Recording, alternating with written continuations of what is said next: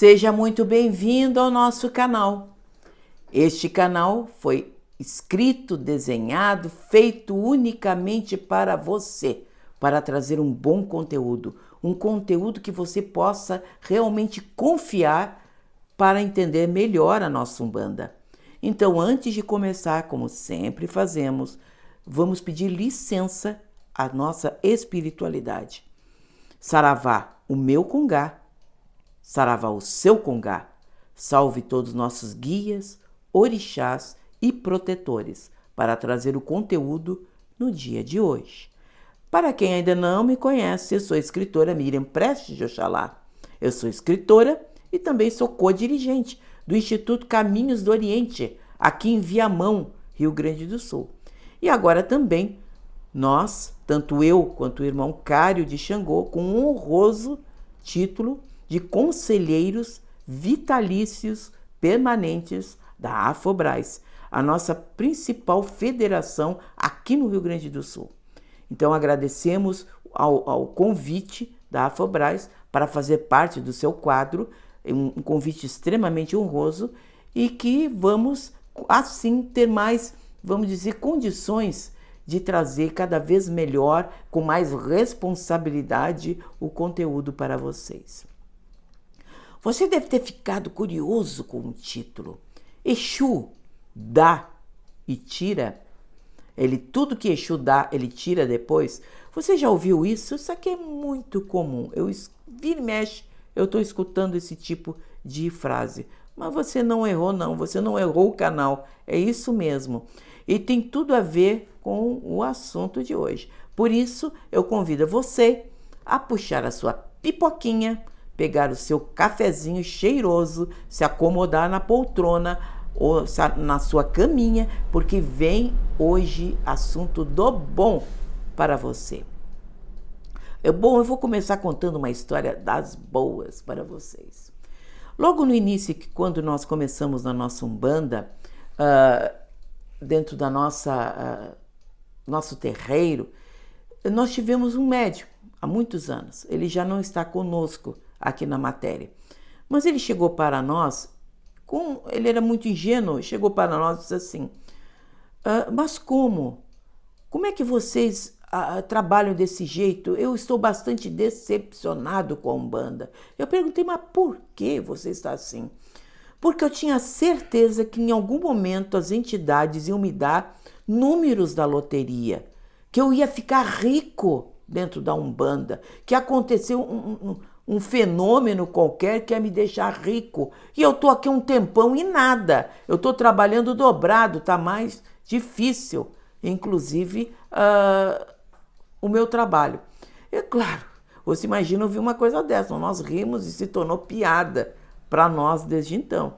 Mas muitas pessoas entram na Umbanda ou vão para os nossos terreiros, param na frente de uma entidade de luz para perguntar para ela quando e como vão ficar ricos. Tipo assim, como aquela piada que nós dizemos, né? Segura que o filho é teu, que é simplesmente você jogar a responsabilidade toda sua no colo de outra pessoa. É mais ou menos isso que fazem com os nossos guias de luz. Eu acho um absurdo, você também, porque um guia de luz ele vem na Terra, ele incorpora num médium para nos ajudar, é fato, mas principalmente eles querem que nós venhamos a crescer como pessoas, como seres humanos, como médiums, porque ele quer, na verdade, o nosso desenvolvimento espiritual. Um guia de luz, ele não quer nos dar o peixe, eles querem nos ensinar a pescar o peixe, para que nunca mais venhamos a ter os problemas que temos no nosso dia a dia. Então, esse é o pensamento de um guia de luz. Ele não está aqui para nos dar presentes como Papai Noel ou como um gênio da lâmpada. Nada disso. Ele vem com outro objetivo.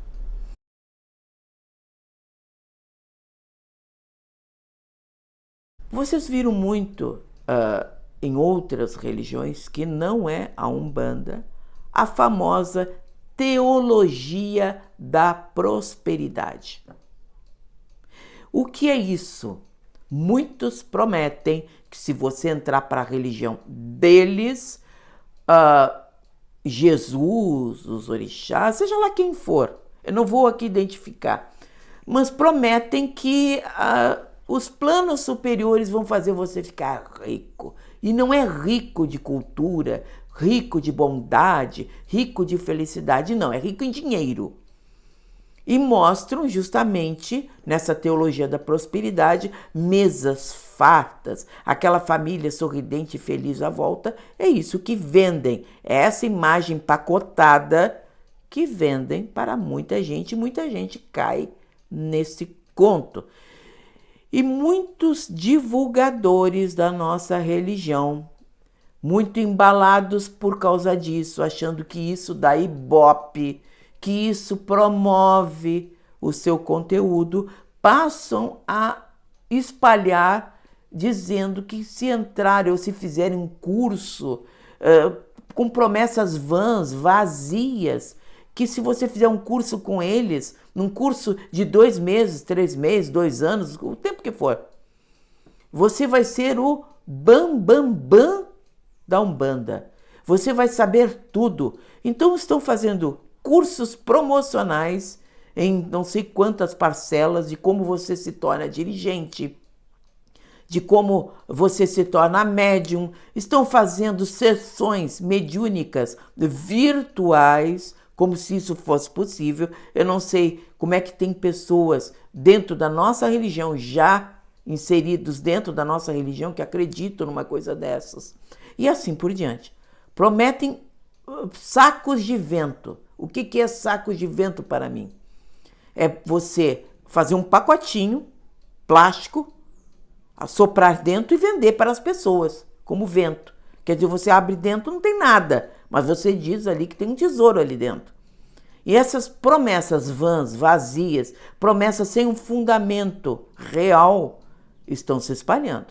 A teologia da prosperidade funcionaria muito bem se eles dissessem assim: você, com Jesus no coração, com seus guias, orixás e protetores, seja qual for a religião que você pertença, vão lhe dar paz de espírito, você vai se sentir mais seguro, você vai conseguir trabalhar melhor, você vai conseguir dormir melhor, você vai conseguir se relacionar melhor com as pessoas e você assim vai ter condições melhores de trabalho e assim o seu trabalho vai prosperar.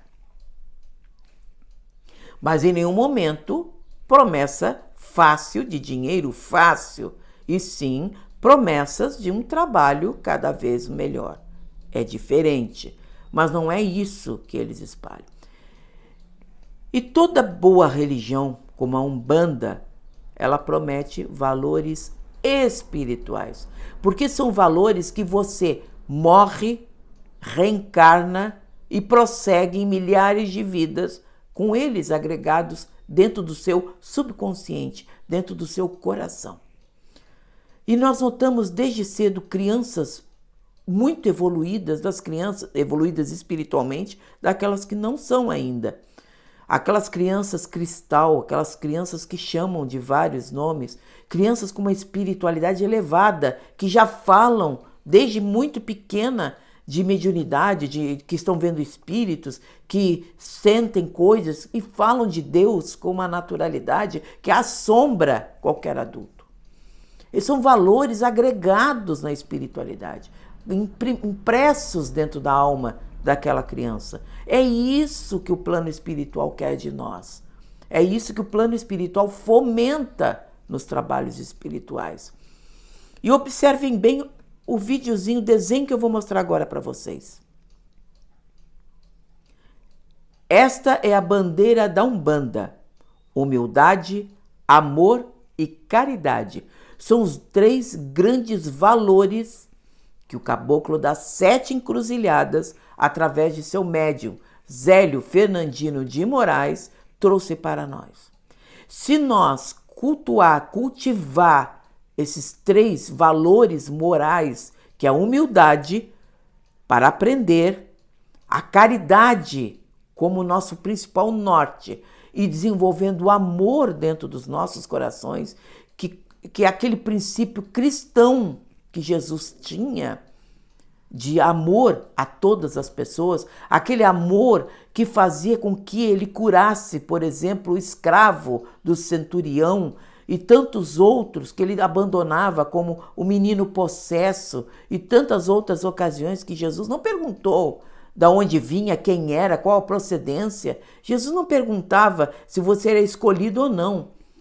Jesus nos ensinou um nível de Deus bem diferente daquele Deus que em algumas partes da Bíblia, principalmente do Velho Testamento, fala daquele Deus dos exércitos, aquele Deus que destrói os seus inimigos, aquele Deus que esmaga nações. Então vocês vejam só o que é. E o Deus de Jesus é aquele Deus do amor, aquele Deus que ama a todos, aquele Deus que é representado pela grande figura do pastor que nunca abandona suas ovelhas. Este é o Deus da espiritualidade superior. É aquele Deus que você encontra, por exemplo, na Índia, no olhar suave, doce de Shiva, quando você vê uma imagem dele, aquele olhar benevolente, de amor que ele transmite a todas as criaturas de Deus, que é representado, aquele amor que ele distribui, as bênçãos que ele distribui, no simbolismo dos seus longos cabelos, que fluiria aquelas energias maravilhosas dele e se espalharia pelo mundo. Aquele Deus de amor que a gente vê presente nos conceitos mais interiores do budismo. O budismo acredita exatamente numa figura de Deus, mas ele acredita que você se funde numa energia superior, na energia de todos, em Deus, na verdade. Que é uma das formas também que nós devemos compreender. Então esse Deus de amor faz parte da Umbanda, faz parte da nossa compreensão. Este Deus que esmaga os inimigos como baratas, que está presente no Velho Testamento, não existe dentro da Umbanda, não existe dentro do cristianismo, porque a Umbanda é cristã, sim. Tem um vídeo também explicando como e por que ela é. E nós vamos deixar também o link aqui embaixo para você. Então esse Deus de amor é o que deveria nos nortear e que a Umbanda nos ensina diariamente. Quando você abandona a sua casa, quando você abandona tudo que tem, o seu lazer, as suas poucas horas de contato às vezes com sua família, para estar dentro de um terreiro, para incorporar através da caridade, você vai doar a sua própria mediunidade, seu corpo físico, para a manifestação de um espírito de luz, para atender pessoas muitas vezes que você não conhece o nome delas. Você não tem nem ideia de onde elas saíram, mas você está ali desempenhando o amor de Jesus, o amor cristão. Que coisa mais linda isto! Esse compromisso que muitos querem fugir, mas na verdade ele está aí, no coração e no amor cristão. Nós ouvimos também muitos reclames, às vezes, de que um terreiro é pequeno. Mas lembre-se que é muito importante que um terreiro seja pequeno e até humilde para o trabalho. Porque existem terreiros gigantes, enormes, com milhares de médios, com uma quantidade absurda, que o dirigente não tem condições de trabalhar com todos eles. É impossível um dirigente chegar, como muitas vezes nós vimos. Tem um médium nosso, uma pessoa de nossa casa, que conta que em determinada época ele procurou recursos em outros lugares, em outros estados do país, grandes dirigentes, grandes escritores, que tinham seus grandes terreiros. Ele foi atrás de solução para os seus problemas. Que quando chegou lá, aquilo parecia uma fábrica, não um terreiro, porque fazia-se filas, cada um recebia uma senha, e o dirigente simplesmente ele via passar pela frente, como uma estrela de cinema. Ele passava, e não como um dirigente a gente espera encontrar, que é um dirigente que pelo menos te dê uma boa noite, pergunte como você está, se você tem necessidade, ele vai para um canto conversar com você. Um dirigente que chegue no terreiro e pergunte a cada médium seu como está, como foi seu dia, como foi sua semana, se está bem, se está mal, escutar com paciência o médium desabafar diante de seus problemas. Isso que se espera do dirigente espiritual. Por isso, a humildade é tão importante dentro de um terreiro de Umbanda. Não estou condenando os terreiros gigantes.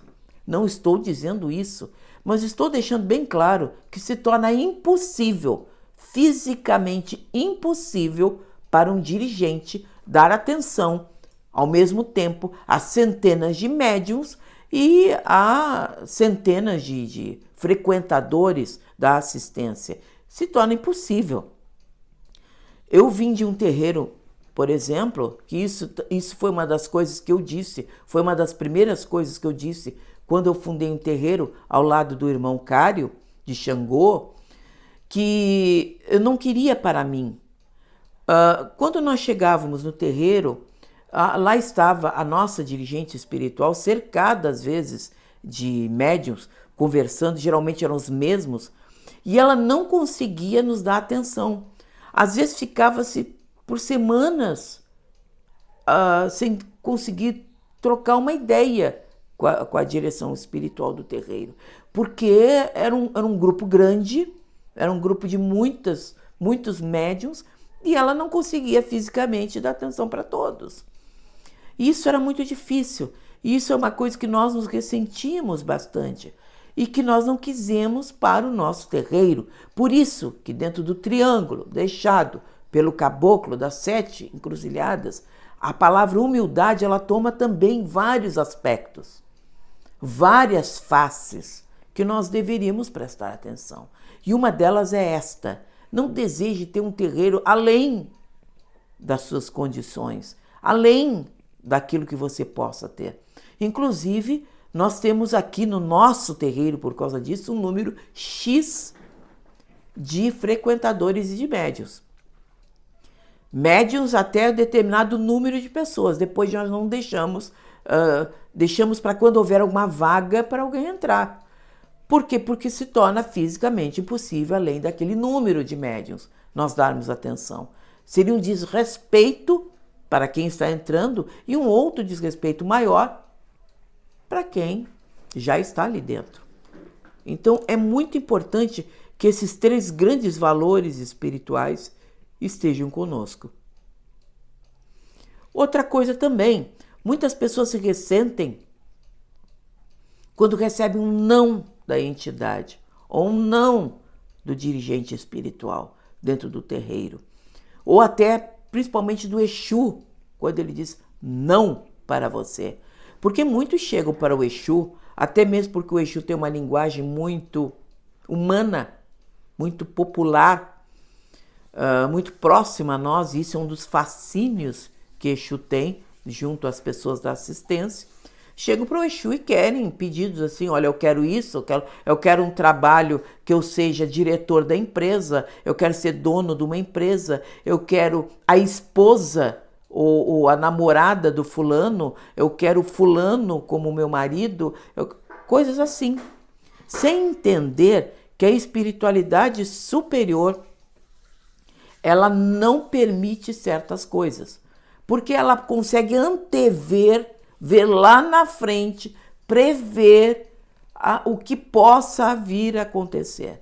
Então, quando uma entidade diz não para você, um Exu, qualquer entidade de luz que já tenha esse discernimento espiritual junto à espiritualidade superior, ele vai dizer não para vocês. Prestem atenção no que você está pedindo, no que está acontecendo. É muito importante. Um guia de luz nunca vai dizer para você coisas que você não mereça. E isso está dentro do critério do amor. Se o guia na tua frente ama você, tem amor por todas as pessoas, ele vai dizer não para você, porque ele quer o melhor. Quem ama, aprende a dizer não. Uma boa mãe, um bom pai diz não para o filho. Se ele notar que aquele brinquedo, aquilo que ele está pedindo, vai lhe causar algum tipo de dano. Simples assim.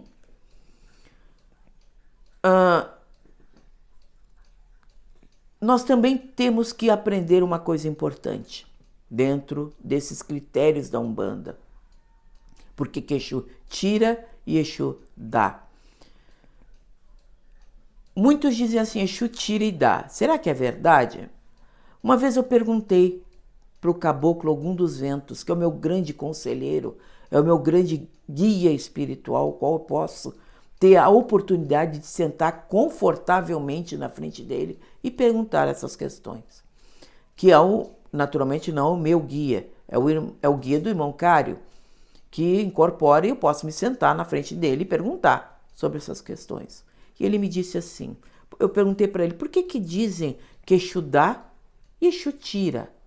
Baseado em quê? Ele ouviu muito tranquilamente a minha pergunta, riu e disse assim para mim, minha filha, esses Exus que dão e tiram são Exus de baixa evolução espiritual. Nem Exus são quiumbas, mistificadores, que dizem ter de dar o nome de Exus consagrados, atendem nesses terreiros, vamos dizer assim, de macumba, terreiros de unicamente quimbanda sem critério, vejam bem. Eu estou falando daqueles assim que vale qualquer coisa. Tem muito terreiro, nós sabemos, né, gente? Não vamos ser irônico e não vamos ser... não vamos desconsiderar isso, o fato que acontece. Há muitos terreiros por aí que não têm esses critérios todos.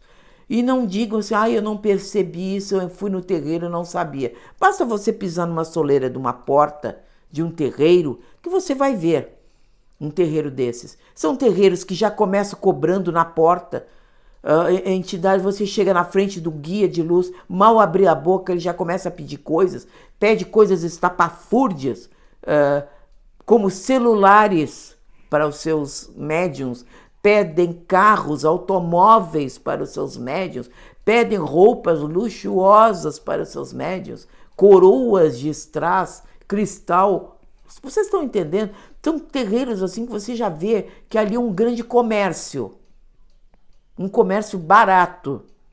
E não, as entidades, por exemplo, você chega, estão fazendo tarefas estranhas, coisas estranhas, ao movimento de uma incorporação, movimento de mediunismo. Então você, por favor, não diga que não sabe. Pisou na porta, sabe onde está indo e sabe o que está pedindo. Mas voltemos lá ao que o guia falou. Lá que eu comecei a dizer. Por quê?